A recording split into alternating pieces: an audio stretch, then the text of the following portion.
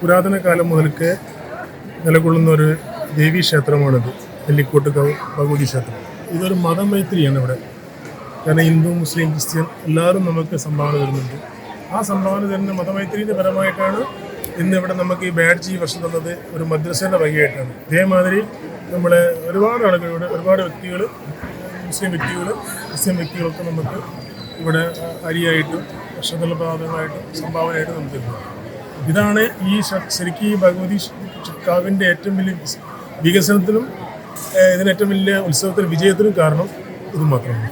അപ്പം നമ്മുടെ ഒരു പള്ളിയുടെ മദ്രസയുടെ കാര്യത്തിലായാലും അതുപോലെ തന്നെ അമ്പലത്തിൻ്റെ കാര്യത്തിലായാലും ജാതി മത ഭേദമന്യേ എല്ലാവരും ഒരുമിച്ച് പോകുന്ന ഒരു ഏരിയ കൂടിയാണ് നമ്മുടേത്.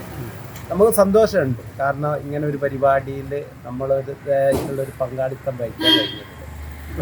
ഇനി ഇതുപോലെ തന്നെ നമ്മൾ ഇതുപോലെ തന്നെ സൗഹാർദ്ദത്തോടു കൂടി നല്ലൊരു അന്തരീക്ഷം നമുക്കിവിടെ ഉണ്ടാവണം. ഇവിടെ അങ്ങനത്തെ പ്രശ്നങ്ങളൊന്നുമില്ല. ഇന്നും ഇന്ത്യയിൽ നടന്നുകൊണ്ടിരിക്കുന്ന ഇന്നത്തെ ഈ സാഹചര്യം ഇതുപോലുള്ള സംഭവങ്ങൾ വന്ന് നമുക്ക് എല്ലാവർക്കും ഒന്നിച്ചിരുന്നു ഒരു പാത്രത്തിൽ ഭക്ഷണം കഴിച്ച് ഒരു പായൽ കിടന്നുറങ്ങുന്ന ഒരു സംവിധാനം നമുക്ക് ഉണ്ടാവണം.